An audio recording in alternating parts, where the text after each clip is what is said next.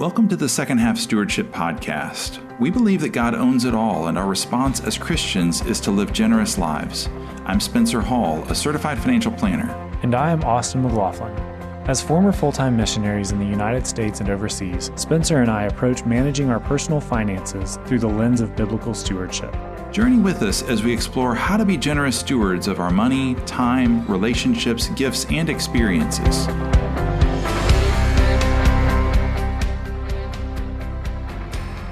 So, Brian, we've been talking a lot about utilizing gifts and talents, allowing God to really surface what someone is gifted at, but also nurturing those gifts and talents and being present with the Lord, with who you are. Mm-hmm. And I think in a modern cultural setting, we often hear these phrases of, you need to be the best self, or you do you, or this and it's all about your own personal happiness. Right. But even with what you were touching on earlier, I think you mentioned people go through hard times, and sometimes God calls us into hard places. Yes. So as a Christian counselor, how do you walk with people through both dark times and hard times, but also working against this meta narrative that the culture is saying, you get to do whatever you want to do to make you happy? Yes. It's a great question. One thing that I'm aware of is both secular and Christian writers, especially like sociologists and social commentators, agree our culture has become, over the last 20, 30 years, whatever, increasingly narcissistic. Increasingly it's all about me. I mean, I read liberal, irreligious people saying that, and conservative Christian people saying that. And there's no getting around it. And yet, research is showing, especially since roughly 2016, people are more depressed than ever, the suicide rates. I mean, people aren't getting happier being focused on being happy. And it saddens me if a Christian, if their number one goal in life is to be happy, or that their kids be happy and grandkids be happy. I like happy, I'm pro-happy, I'm not anti-happy, and I don't think God's anti-happy. But my reading of Scripture, what's taught and modeled in the great Christians in the past 2,000 years is, now Christian thinkers will say this next sentence differently. Some will say we're called to be holy, mainly. Okay, some will say that.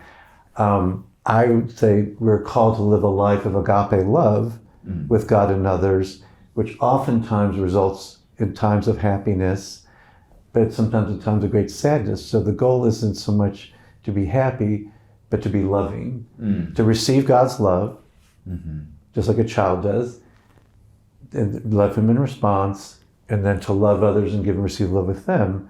Now, quite often that produces happiness, or, God knows the chair, or the deeper term, you talk about joy, and it seems to me joy is a result of relationships and beauty.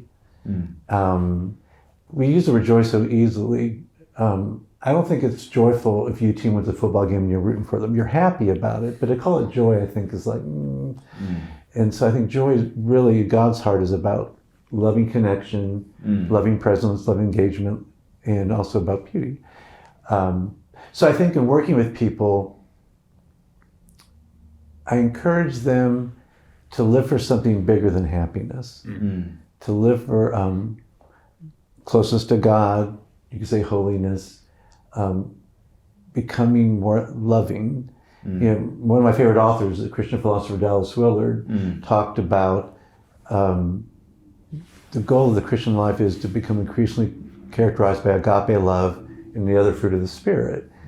And happiness will oftentimes be a part of it, but sometimes it isn't. And sometimes we need to be sad. One of my favorite verses in the Bible, people talk about the love chapter, 1 Corinthians 13. Well, Paul writes even more about love in Romans 12, verses 9 to the end, where he's talking about love in the community of believers, though it radiates out. And one of my favorite verses is Romans 12:15. Rejoice with those who rejoice, and weep with those who weep. Well, you got some really fun, happy stuff going on in the first part of that verse, but you also need to be sad, and you need to go to weddings and dance and have fun. You need to go to funerals and cry. You need to rejoice with someone because they're pregnant. Yay! And then you need to cry with them and for them when they miscarry, if that happens. And so I think, and here's a key thought, you can experience what I would call joy while you're crying sad tears.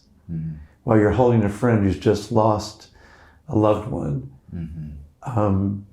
you can feel joy that you're being lovingly present and engaged, even though you're sad.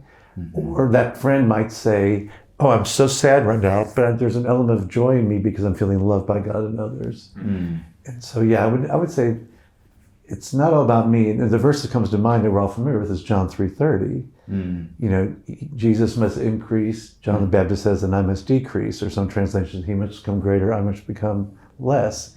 I think it's kind of a paradigm,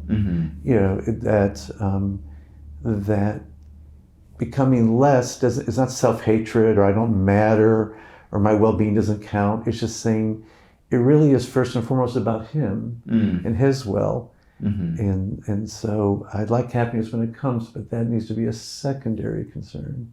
So those are my thoughts on that.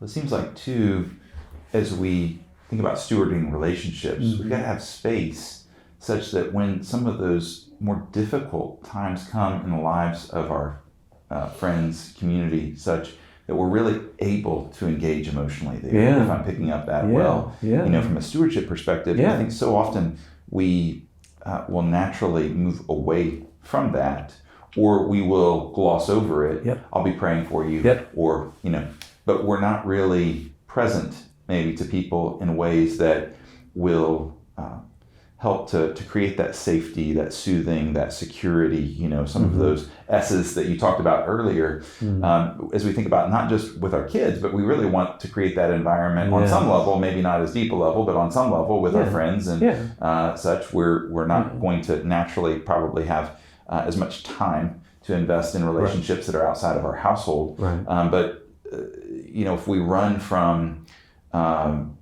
death and disease and difficulties, we're really not engaging in that level because we're kind of scared of it. Our culture says, hey, that's not happy, that's not you, run from it. Whereas the things that you're talking about there, it seems like that level of intimacy, oftentimes it can be created, whether it's with our family or whether it's with people in our community or church or loved ones. That can be as rich as anything. Oh, absolutely. Absolutely. I can agree with you more. Something to think about, I find really helpful with my clients, is to think of a typical bullseye, a target with a bullseye. And the bullseye would be you, if you're a Christian, you and the Father, you and the Son, you and the Spirit. You might think of the edge of the red circle as your body, but and then the first ring would be the people closest and most important to you. So in your case, your wife and kids, And then the next ring would probably be parents, siblings, whatever. And then you've got maybe people do it differently, your best friends, good friends, casual friends, acquaintances. I don't know how many rings there are. And then you plot it. We have many more acquaintances and many more casual friends than we have friends and close friends. And so it's important to realize that we can only give so much, and we're going to give more to the closer rings. And also to realize that as much as I love Vicky and the kids, the people on my first ring, and my granddaughter Rosemary, they don't define me. The core of who I am is Jesus' friend, his philos, as he says in John 15, or God's spiritual son, Jesus' disciple, his Padawan, if you will. And so I am a father, I am a husband, I am a grandfather, I'm a therapist, but that's not core to who I am. And I think realizing that frees me up to sort of let people be who they are and love them well. And something I really want to emphasize today, if I can, is I think the hardest thing I bump up against in terms of people relating with other people, whoever they are, is a term I love that's kind of clunky, but I love it. It's the term otherness. All of us have a hard time, 100% of us have a hard time with people being other than we are. Kurt Thompson's probably the most popular Christian psychiatrist writing out there. He's super popular, his podcasts, his books, his seminars. And he said, when I married my wife, he said, I didn't want to marry her. I wanted to marry a more attractive version of me. A much more good-looking version of me, who had my thoughts, my will, my feelings, my desires, my priorities, and it didn't happen. You know, that's a good one. We get the humor of it, but it's like, and it's really hard when we bump up against people. What, you don't think the way I do? You don't vote that way? You don't cook your turkey that way? You don't watch football? You don't like romantic comedies? Whatever. You're not a Calvinist? Whatever. It's so.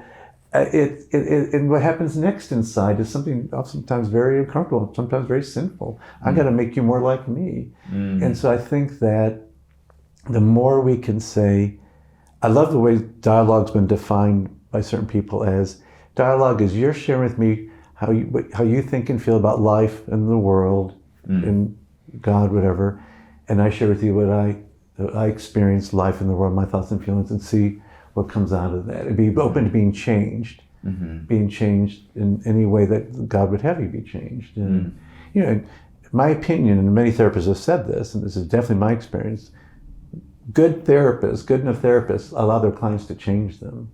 I've been changed so much by my clients, especially those who suffer the most. They've really helped me in so many ways just by being who they are and let me journey with them. And sometimes they challenge me very directly with things I say or don't say, do or don't do, and the Lord uses them, ironing, sharpening iron.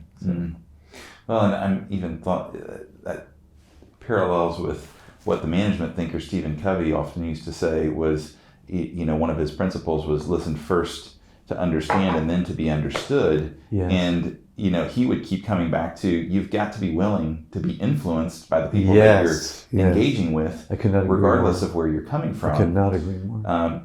Because that actually is the only thing that will lead to, or the primary thing that will lead to a level of influence for yourself. But being able to influence someone if you wanted to go that direction, but just being present, as a human being, and being open, that level of intimacy. The other thing that struck me as you're talking about, the psychologist, who's well known, Kurt Thompson, he's a psychiatrist in Virginia. Okay. Yeah. Seinfeld. You had a whole episode where Jerry found a woman that was just like him, and he pursued her, and then it was funny though, because by the time he got to the end, he realized that's not what I want.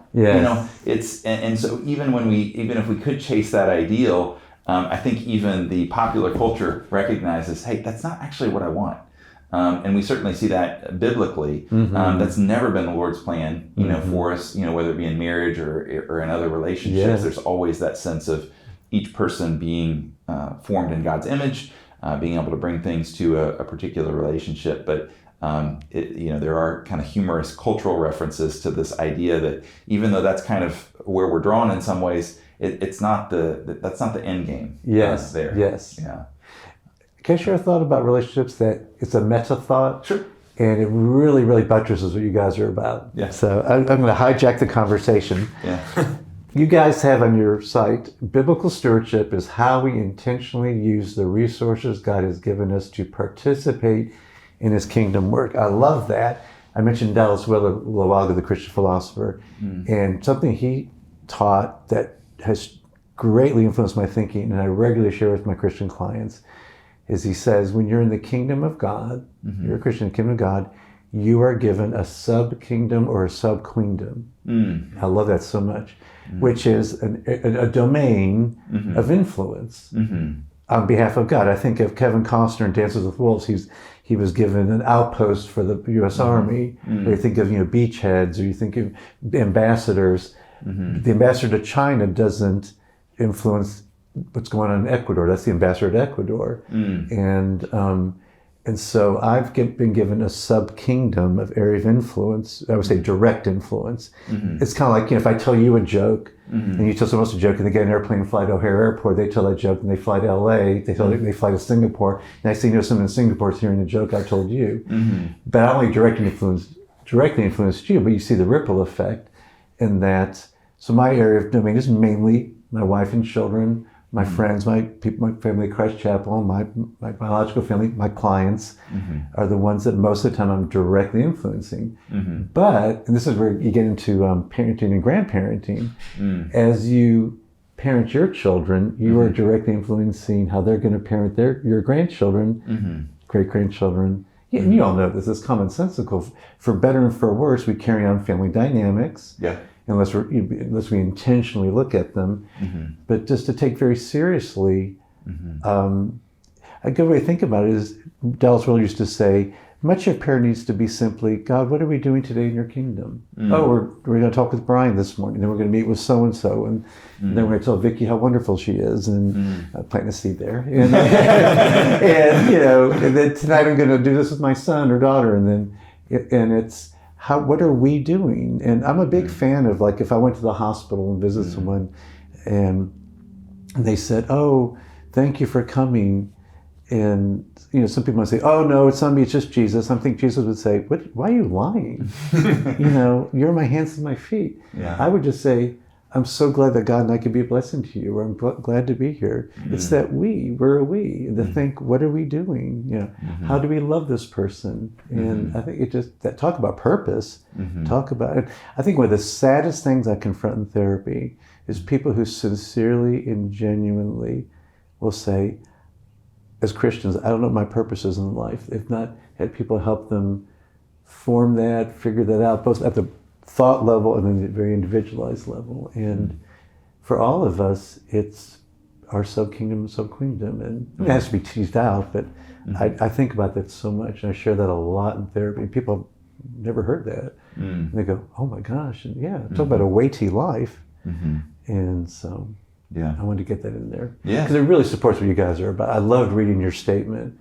Participate. I think of the word join. I always use the word join. How can I join with God, with Jesus, with the Spirit, and further in His kingdom today through loving presence, through listening, through dialogue, through seeing, soothing as the Spirit directs. And Well, and that's we've been influenced by our church family. So at Old North Abbey, we say that we're participating with God for the life of the world. And we have those spheres of influence that you're talking about there, and a lot of those overlap, of course, within a parish. But that is, I think that's such a helpful way to think about it, because we have a real role. It's kind of, you think about the Lord of the Rings films. We've each been given a task, that only we can accomplish. Now, in some, mystical way, the Lord is going to affect His own purposes and His ends. He is coming back at some point. We know the end of the story, and yet we have a very real responsibility to act. And if we fail in our task, there is loss. And so that's, how you put all of that together is beyond, I think, human capacity. And yet there is a weight there that is so important to recognize and to kind of grapple with there is a role that I've been given. There are tasks that I've been given. If I don't find a way, as they say in the film, no one will. Now, again, that doesn't take away God's sovereignty or His capacity to act and bring the story together, but it's something that I think is so helpful to give people that sense of they're participating. They have a critical role to play, even in each interaction. And to go with that, to tie into something earlier, grandparents can be very much like Gandalf. The older, wiser one. They have a Gandalfian role in many ways. I think of John Eldridge's story about talking with someone who's set from the scene in Braveheart where they're all lined up for battle, and Mel Gibson's character, William Wallace, was going back and forth, the green face or whatever color it was, blue, and he's getting men ready for war, and or a battle, and they got some of them like farming implements in their hands. And the guy told John Eldridge, I feel like the guy in the third row with a farming implement in my hand. What am I going to do? And I loved Eldridge told him, he said, that's your place. If you leave your place, no one else is there to fill it. They need the man in the third row with the shovel or whatever he had, and everyone's important, and we know that. And God, it's not a bumper sticker. It's not a cutesy thing, but everyone is important in God's kingdom and has a part to play, a role, a task. And I don't influence your children. You do, and so. Well, as I think about it too, we think about participating with God in the Great Commission and baptizing and discipling and all these things that God calls the family of believers to do, it's never meant to be just Brian or just Spencer or just absolutely. Austin. But also, he's, like you're saying, he's given us each these little subdomains, subkingdoms. And I remember so often in my last missions organization, they would talk about, it's not the Billy Grahams that are going to reach the world. It's not the Bill Brights or these big figureheads. They could fill a stadium every day and never reach the world. It's through individuals working through their communities and being fully present to the Lord and living out the Great Commission in each one of our spheres. Because like you're saying, it's a rippling effect. And what happens in the church in Iran, like as I hear those stories, I am empowered and emboldened to love my kids in a more deep way, or maybe share the gospel more boldly, or any of these little things where it's like what they do there actually has an influence on me. And I may never talk to that person until I reach my resting state with the Lord in heaven and get to rub shoulders with Muhammad and Farshid that I've heard so much about. But it's how do I be fully present in that subdomain that God has given me? I think it's such a beautiful vision for how do we participate with him in the Great Commission. So thanks for sharing that, Brian. You're welcome. Yes, I think it's very important. Absolutely. All right. So Brian, as we think about, especially grandparents developing this subdomain, the family that they've been given, they've entered their wisdom years, they can pass on wealth, they can pass on resources, they can pass on wisdom to the next generation. What are ways that they can develop that subdomain and really foster in that kingdom of God in their family? Another good question. I think a lot of that depends on geography, because we have a grandchild, Rosemary, and she lives in Spokane, Washington, and our other two children don't live in Knoxville. So if they were to have children and stay where they are, they're not here. Whereas I know people. I have a friend who all three of their children live here, and two of them have children, and every Sunday night they gather as a family. And I think it's beautiful. It's wonderful. And that it's a commitment they make on Sunday nights to have a meal. And I know another family in my church who, none of their kids live here, and they have grandchildren through two of their kids. They have 4 children. But I believe every Sunday they do like, they'll have Androids, so however Androids do group meetings, have an iPhone. They do their version of iPhone. And I've actually heard them at their church sometimes back there laughing. I see they're on their phone, they're doing their meeting. And so I think to do things like that is important. But talking more in terms of people whose kids, like your parents are here, I think getting together regularly like that. I think telling stories, I think encouraging the grandparents to tell the story of their life, and to be open as appropriate to the age, and not just sugarcoat things, but if they've had a hard life, modulate how you do it, how you share it. But it's important that kids hear the stories and see how grandparents came through it and had mom and dad and are here with me now, loving me, and they're modeling resilience and perseverance, and certainly sharing their testimony, how they came to the Lord, and I think from there, it's the grandparents telling the kids, the grandchildren, I'm always here for you if you want to talk, if you want a special one-on-one time, you want to process some things, that I'm available, or your grandmother and I are available to spend time with you. And a lot of people I talk to in therapy have felt safer in some ways with their grandparents than their parents, because grandparents oftentimes are more chill. When I was your age, I was always wanting to get it right. And now I'm just more like, gosh, I get it wrong lots of times. And we have a term that's wonderful that comes out of attachment theory, which I mentioned earlier. I love this term so much and use it a lot in therapy, is rupture and repair. There are always ruptures in relationships, big or small. And then the key thing is, do you seek repair? And research even shows that strengthens relationships if you repair well. It strengthens your brain, the neuronal connections there. So I think that the more grandparents can come alongside their grandchildren in ways that maybe their parents are too busy, or again, maybe mom and dad don't seem to have much time for me, and to process it with them and talk about, maybe you can talk to your mom or dad this way, like I was saying earlier, And I think reading books with them is big. You know, maybe do the Lord of the Rings with your 10-year-old grandchild. And mom and dad are very busy, but, you know, I've got time and, you know, do that. Or, you know, special dates or taking to movies or, you know, like you know, as you have grandchildren, you can be one to help them with baseball and basketball skills if they're interested, and you with CrossFit, and you know, and so I think it's offering those talents and skills. I know for me personally, one thing I love to do is I love to read children's books and do the voices. It's one of the few gifts I have is I do voices pretty well. I can do all the Winnie the Pooh characters, every single one, pretty well.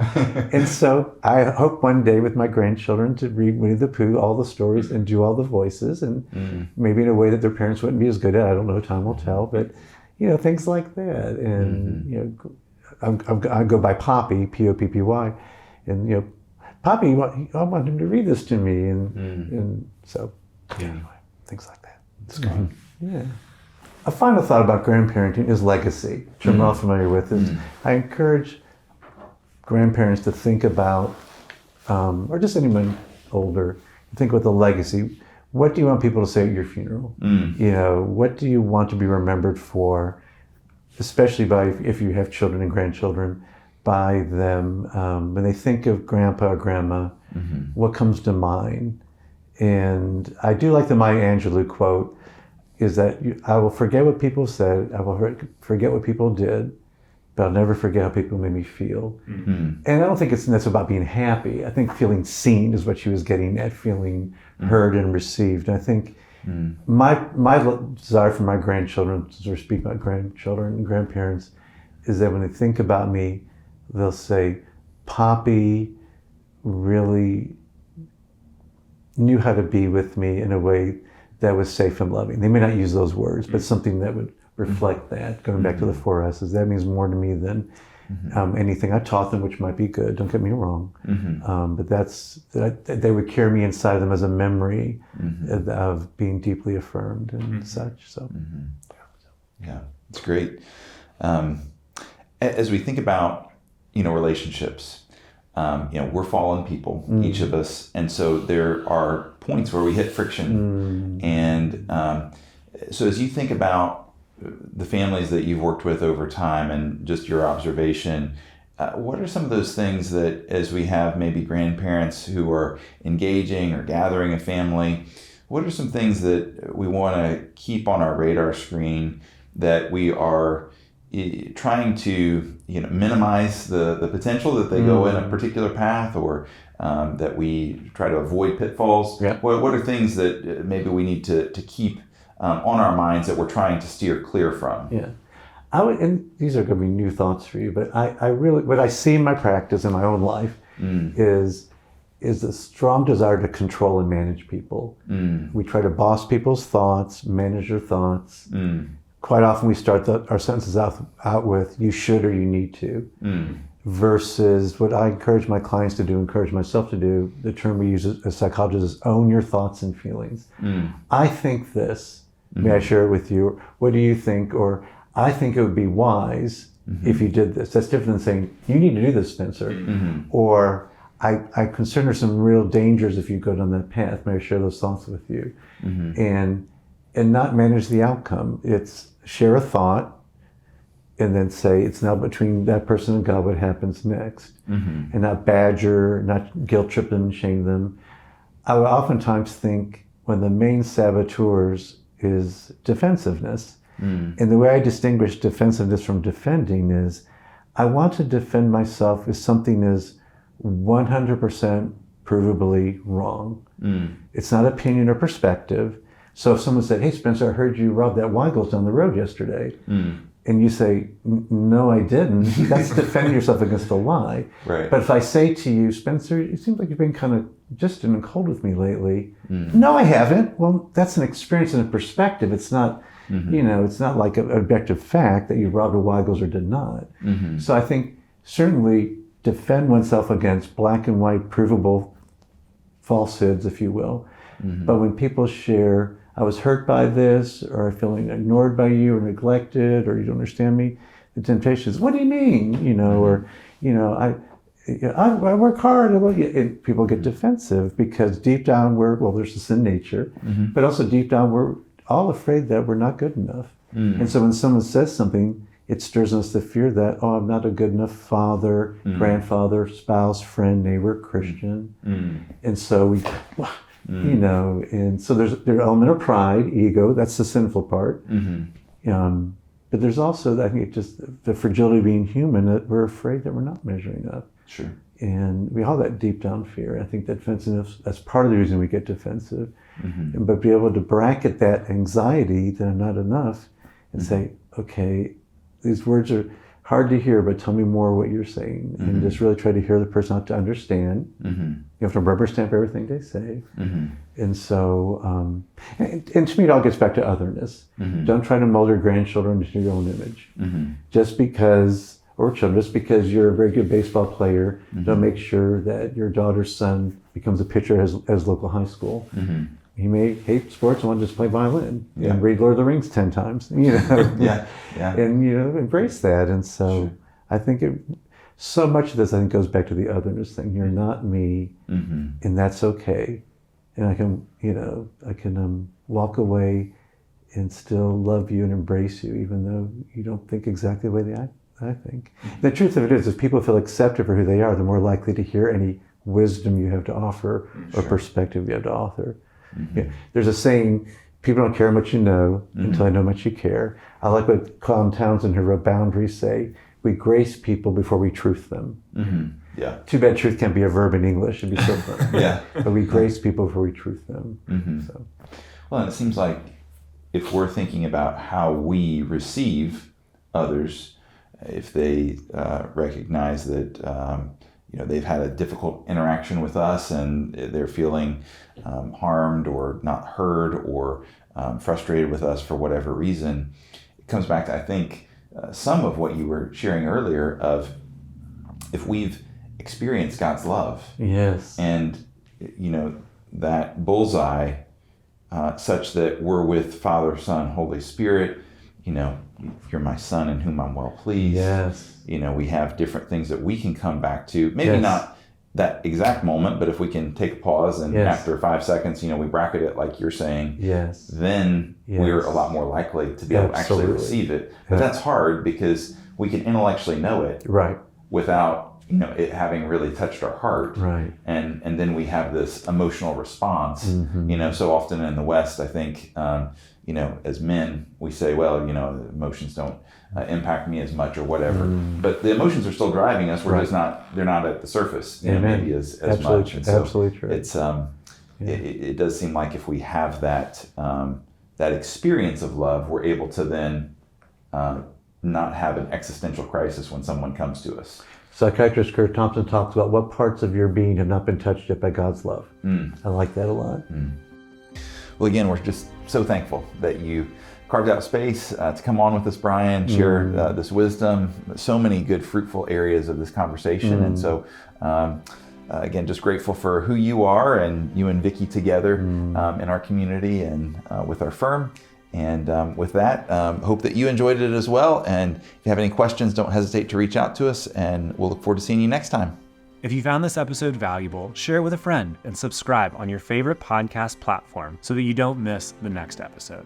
This content was provided by Second Half Stewardship. We are in Knoxville, Tennessee, and you can visit our website at www.secondhalfstewardship.com. The information in this recording is intended for general educational and informational purposes only and should not be construed as investment advisory, financial planning, legal, tax, or other professional advice based on your specific situation.